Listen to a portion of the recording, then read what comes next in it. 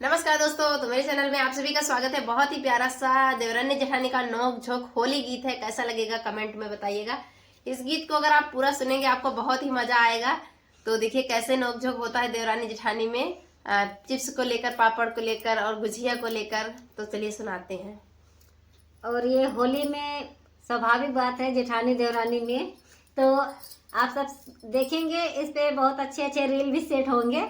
आप लोग इस गाने को पूरा सुनिएगा, आप लोगों को बहुत ही अच्छा शॉट मिलने वाला है और लॉन्ग भी आप लोग इस पे रील बनाएंगे तो बहुत ही वायरल जाएगा, क्योंकि होली का मौसम भी आ रहा है।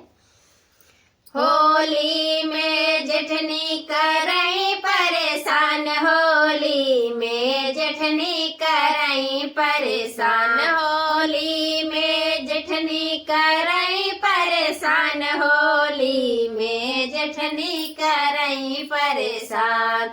जाहो देवरान तनी चिप्स बनावा, जाहो देवरान तनी पापड़ बनावा, जाहो देवरान तनी चिप्स बनावा, जाहो देवरान तनी पापड़ बनावा। पापड़ के थाली सजावा देवरान तनी पापड़ के थाली सजावा। होली में जेठनी करई परेशान, होली में जेठनी करई परेशान। जाहो देवरान तनी मैदा लगावा, जाहो देवरान तनी मुजिया बनावा, जाहो देवरान तनी मैदा लगावा, जाहो देवरान तनी गुजिया बनावा।